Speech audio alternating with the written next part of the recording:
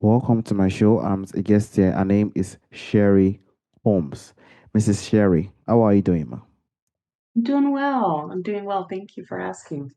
All right. Also, thank you so much for the time and the opportunity, Mrs. Sherri.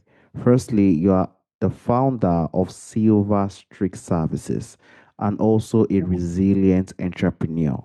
Can you please, Mrs. Sherri, discuss more about yourself and how you are doing currently now, Mrs. Sherri? Well, I founded recently Silver Streak Senior Services, and that's a website directory designed to be a one-stop shop for caregivers and seniors who need help in their homes. Uh, a caregiver who lives in Texas, like a child, could help their senior parents in any state and know that anybody that they've researched from our site, if they have the verified badge, they've had a criminal background check in every single county across the United States, so they're not accidentally sending a criminal to their mom's house, because anybody can make a website and look legitimate online. So this way we verified them, which is nice. And it's also a community for seniors. It has lots of information and articles and videos and all kinds of information on there and ways they connect. So it's basically a little bit of Facebook and Angie's List blended on a senior platform. So I'm very excited about that. It launches in about a week. We're going to beta test it in DFW and launch that. We have a nonprofit component as well to help seniors, and then a podcast called Silver Voices Rising that will highlight exceptional seniors from all around the world. So I'm very excited to be able to launch this platform. I think it's an idea whose time has come. It's really going to lift up local businesses as well and help them connect to the seniors and that they serve. So I'm very excited about it. As far as where I came from, I was married very young, right out of high school to a high school sweetheart, and unfortunately, that didn't go very well. He was extremely abusive, and we tried to. I tried to hang in there and give it the good old college try for as long as I could, and then of course there was just a lot. There was a lot to deal with when I was younger, and I kept trying to spread my wings, like, and fly and soar and live my dreams, and then it would, something like that would happen. It was a lot of trauma, things like that took place, and eventually, you just don't quit trying. You don't quit trying. You don't give up. I did very well in the mortgage industry and built in-house mortgages inside very large companies. Real estate companies, and I was kind of a pioneer in that, really, and that did very well. And then 2008 happened, and that crashed. And then I went to work for corporate America and banking, and kind of, rose to the top in that field, but was very disillusioned in the corporate world. And then I left that to start this. So it's a little bit of my journey. Very beautiful. And I'm so much glad that every single thing you've put in place as something you are wishing and you guys are expecting the greatness of it as the company, as you said, the Silver Streak Services, that you guys have done a lot of work into to make it out. And also the experience you've had as a person which you use that to use be a source of development and also do a lot of things that will also help and impact the society as a whole. And also, I would like to know if there is anything like book, if you've written any book, or if you think you are also planning to write book by the way, Mr. Sherry. I will write a book. I do believe that stories are best told from our scars and not our open wounds. So I think once you've, learned how to navigate, you've healed, you've been resilient through your struggles, um, and then you have something to offer the world. Um, then because people headlines in the news grab the open wounds, right? And it's all like, ooh, sensational, and that. But then the books really need to come from your triumph, because people want to read a book to see what happened to you and how you overcame it and how resilient you were and what you built on the back of those struggles. And so because that's inspiring, because it gives other people who are in the middle of their open wounds hope for how to, kind of a roadmap, if you will. It often takes more than one book read when you're in a situation to learn how to map and navigate out of it. Something from this person's story will resonate with you, something from that person's story will resonate with you. And really, what you want to do is you want to find um, bits and pieces of that to make your own path forward. And then one day be inspiring to those that come up behind you, to inspire them to how to get out of the mud puddle, if you will. So I will have a book coming, kind of loosely putting that all together right now. But right now my focus is really launching this platform for seniors. And probably once that's going, there'll be a book, but it'll probably be about, I would say, probably 3 years or so in the making before the book comes out. Hmm. That is true. It's definitely not easy to write a book, so it will take a lot of time. I totally Yeah, agree with you with that. But having yeah. focus on a lot of things currently and seeing how things goes is the best way we can go. And that is why I also like to grow up to the point of challenges. You're a woman who has faced a lot when it comes to personal struggles, when it comes to violence, and all that things that really made you to be more stronger as a person. So many of our listeners too could be in a position whereby they are carrying heavy personal struggles. And how do you think, from the experience you've had, they can begin to see their challenges as a starting point of transformation rather than the end of their story, Mrs. Sherry? Yeah, struggles really, they're not dead ends, right? They're actually invitations. Um, your challenges, you don't choose what challenges come your way, but they can really become that soil for your growth, right? They're part of your story.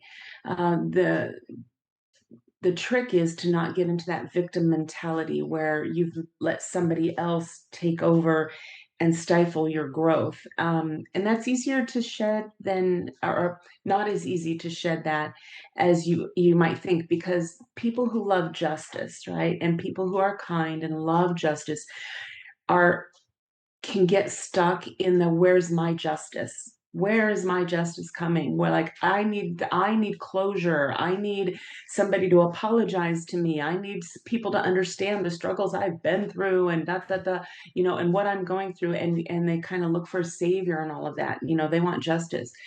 Something that helped me a lot, what I realized was that I read the Bible a lot, but when God says, "Vengeance is mine, I will repay," our job was to forgive and keep putting one foot in front of the other. If we get stuck in, we want that justice, the world is not a very just place for anybody, and we're probably not going to get it in this world. But God said He'll repay, but He doesn't just cause the heavens to open up and lightning to strike and that kind of thing. So you have to give it to God, and you just got to do your best to move on and eventually work on forgiveness in that, and He'll repay. He'll either reform that person and make them better, or whatever, deny a reward or whatever. But it sometimes we never get to see that justice, so we have to have a little faith in that. I know resilience sometimes is a big word that's thrown around a lot, and people can really feel like that's only for strong people. You have to be strong to be resilient, but I heard somebody say once, you have to be like grass, right? Well watered grass. So when you step on grass and you walk back, it springs, right? But if you step on a dried toothpick, right, it will crack and break and splinter and it doesn't bounce back. But yet they're almost made of the same material, really, right? So how do you be resilient? Well, the grass is well watered. And that's really what you have to do. You have to find the things that feed your soul, whether it's books that you read, whether it's the Bible or daily meditation, sometimes a little self healing. You have to give yourself time and be patient as well when you've been through any kind of trauma, or maybe broken free from a relationship that was narcissistic or controlling or had a lot of trauma in it, anything like that. It's not a trait that you're necessarily born with, because I don't think it's what really was meant for all of us to have to deal with, but it is definitely one that you can learn and you can grow. Brene Brown reminds us that courage begins by just showing up, even when we feel weak, right? So resilience can look like crying. It can look like resting and taking care of yourself and then trying again tomorrow. Um, Feeling weak does not disqualify you, because you will have that. It just makes you human. Sometimes you have periods where it's more than you can handle, and you just got to take care of yourself. Maybe put the phone on silent and do those things, and then turn around and you know try again tomorrow. But that's what resiliency is. It's just keep trying, and you just don't give up. True. That is the only way we can find the gold mine that we are looking for. Mm. Need to continue to strive and keep trying, no matter how difficult it is. If we have every Yeah, struggles, because every single one of us face struggles, and it is the way we deal with it that is what really matters. But if we continue to try, and I absolutely love what you said, as a woman who is devoted to Bible, one of the greatest spiritual healer is Jesus Christ, and He is always there for us when it comes to the spiritual aspect. And we yeah, have tried our best as humans to try our best to heal ourselves physically, heal ourselves spiritually, so that we can bring ourselves more stronger. But we have to continue to keep trying, no matter how yeah, difficult the things yeah, are. When the time comes, we start to see every single thing start to take shape, and everything starts to come into place in the right way that we wanted it to be. It will take time, but it will definitely come to fulfillment when the time comes. And from the mm, personal experience you've had, your story also includes overcoming abuse and also loss as well. So, how do mm, you think listeners can also try their best to draw courage from their own past pain and use it to mhm. fuel growth, Mrs. Sherry? Yeah. So for me, pain really and loss are just raw materials, right? That you can use later on. You can use them for strength and empathy. People that have overcome trauma, have they discover empathy and compassion for other people, and really a strength and a determination that they've never had before, right? Your scars are proof you survived. When you see your past as a training ground, right? It really becomes fuel for your future instead of a prison. And you have a choice to make. Either that pain from your past can be a mental prison that locks you down, or it can just be something that says, hey, it's making me I came out the other side. I'm a survivor and I can help other people survive, or I can be empathetic or sympathetic or wiser, more cautious. There's a lot of lessons to be learned from that, from that. And I think that the world could use more compassionate people. But when we're locked into a prison, I think can become meaner and less empathetic. um, you have to kind of learn how to not be a doormat in a lot of cases. So it's a little bit of a balancing act. It takes some time to get used to trying to figure out how to not be taken advantage of again, for example, and not let those things happen to you if it was within your power. There's some traumas that you just have no control over, and I get it. But you also certainly can be empathetic towards other people, and I think that that's a real transformation, and a mindset. But you have to give yourself permission to do that, and it's okay to grieve. When you have loss, when you have trauma, whatever that is, it's really okay to grieve that for a time, just like when you lose a love, right? Maybe you break up with a boyfriend or a girlfriend or husband or divorce, and it's like, oh, it's just gut wrenching, right? But eventually there comes a point where it's like, I'm done crying. I'm done being upset over this. And you just kind of have to make up your mind really at some point, and it's okay to grieve, and it's okay to even fall back, months later or years later and have bad days over it. You have your bad day, you breathe, you pick up, you move on, and you go forward. And that's okay. You have to be okay with that.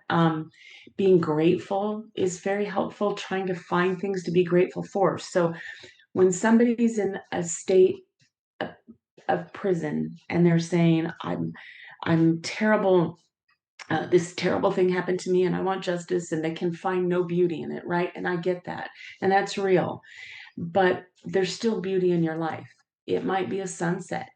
It might be a puppy. It might be taking a walk around your neighborhood and just looking at the beauty in creation, right? There's something to be grateful for. It might be the food on your plate, right? That you have at this moment. So that mindset shift in your mind and your heart working together, you have to make some conscious effort to do that, you know? Maybe you can. Um, you have the use of your limbs or you have your health, but maybe you've got, whatever it is that you still can operate under. Focus on what you can do and what you can be grateful for. um, Breath work helps a lot. Breathing, movement, exercise, getting the dopamine and the serotonin levels up, and all those kind of can reduce stress. Doesn't have to be hardcore exercise, but even just walking around your block and making connections with people, short calls and texts. There's a scripture in the Bible that says that one who isolates himself seeks his own selfish desires, right? And so it's really important not to isolate ourselves, even though we want to, and we might for a time, but extended periods of isolation are just not very healthy. We saw that in the pandemic, for example. That was not healthy for anybody mentally, and it's not mentally healthy for you as well. And you need to recognize that. So even if it's just little short connections to work to bigger, longer connections to get out, it's very important.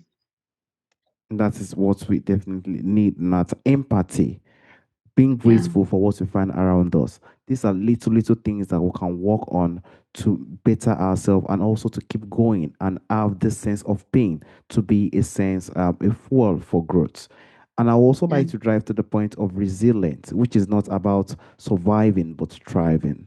How do you Yeah. think the listeners can also recognize when they are moved from enduring pain to creating a new empowered life? How do you think they can start to recognize that, Mrs. Sherry? I think one of the ways to recognize that you would have that would be, um you have you ever seen cop shows where the cops are shot, and they got all these scars and stuff on them later on, and they're kind of showing them off like, oh, I got a bullet wound here and here and here and here, and oh, I got a scar here, and oh, a broken bone here and a rib there, and they're kind of proud of their scars, right? um, I think that we have these mental scars, and we can be proud of those too. It doesn't mean we have to go showing them off. They don't walk around with their shirts off showing all their scars, and we don't either, right? We don't want to do that either. But for those in our inner circle, maybe it's just one or two people that are in our inner circle, sometimes that's okay to be proud of our scars. Certainly internally, be proud of your scars and of your survival. So I think that's the first part of recognizing it, when you start to say, wow, I'm not a victim, I'm a survivor. And you start to look at yourself differently, and you start to re-engage in life and look for opportunities and believe in yourself. I think that's the biggest thing for a lot of people, is when you believe in yourself and you can find something to be grateful for. You feel like you're believing in yourself again, and you're kind of proud of what you've endured and where you've come. I think that's a way to start recognizing that maybe you're starting to really turn the corner. And then helping others is a huge step. When you can go volunteer at a food bank or volunteer for some, it's always somebody who has it worse than we do, right? So those are very helpful things too. And really shows that you're on the path to healing. That's it. By the time the healing starts to come, we start to see the sense of surviving. We start to have the sense of motivation. We have to start to see the sense that we are trying to help people. We are trying to see things. We are in a position whereby we are starting to give the sense of empathy, love, kindness towards people. Then we start to recognize that I think I'm not going to the point of surviving. I'm not being more stronger, and I am healing from the struggles that I think is really turning me down. If we can do that successfully and we start to recognize that, our own is to just try our best to set the boundaries and continue to develop ourselves to those points and continue to stay much stronger so that we can achieve every single thing we want to achieve with ease, not with something that will be drawing us back through the past pain or struggles that we've had. So I Yeah. sincerely thank you for the insight that you've brought regarding this perspective and every single thing that you've brought on board regarding how we can work on ourselves, to heal ourselves, to develop ourselves, despite the pain or the struggles that we find ourselves. You faced it and you actually overcome it. And that is very beautiful. And others to know that no matter how it is, we can definitely overcome anything that comes by our way, whether someone facing loss or abuse or any other things like that. Also, Mrs. Yeah. Sherry, there is a question I always ask during the end of the show. From our forefathers, from our ancestors, there are a lot of beautiful things that do exist during our ancestral time that is missing in our time today. If there is anyone or anything you would like to bring back to our time today, Mrs. Sherry, what do you think that thing will be, Mrs. Sherry? Well, that's a good question.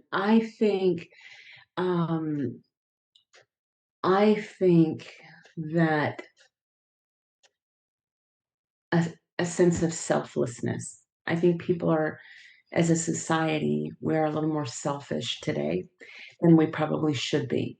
And I think if people are more selfless, they have a love for others, right? So you can have empathy and this and that, but you get on the road and people act like they're the only one on the road and their destination is more important than yours, right? Or their cause or their belief is more important than yours.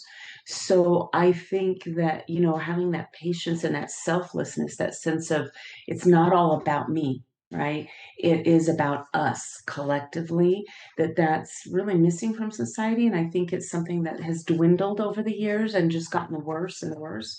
Um, that connection that we had with neighbors is missing. So I think if people were just a little less self-involved and self-absorbed and more thinking of us as collective, we're all human beings, we're all on this planet together, let's work together kind of thing, I think that would be help a much kinder, gentler place for everyone to exist in.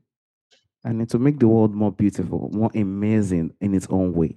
When we are living a life of selflessness, empathy, and embracing every single person we find around us, despite the level they are or despite the position they find themselves, I think it's very beautiful because that is one of the things that we're also being taught. During this time, we're taught to respect people, to love people, and also show the sense of compassion. If we can develop that and make that to be a source to every single one of us, which we hope will happen in the future, I think the world will be so beautiful, so Yeah. amazing, and every single person is going to win because now I'm in a position whereby I have my friend or I have my colleague who I can go to who is going to show the sense of compassion, and he isn't the type of person who, or she isn't the type of person who is more selfish or one thing or the other. It will help every single one of us. And also, I want to use this opportunity, Mrs. Sherry, for the opportunity to speak on this specific topic. Thank you so much, Mrs. Sherry. Welcome. You're welcome. Thank you for having me today. And thank you to your audience. I hope they find some inspiration today for whatever they might be facing for the future. All right. Have a wonderful day, Mrs. Sherry. Bye bye. Thank you. Bye bye.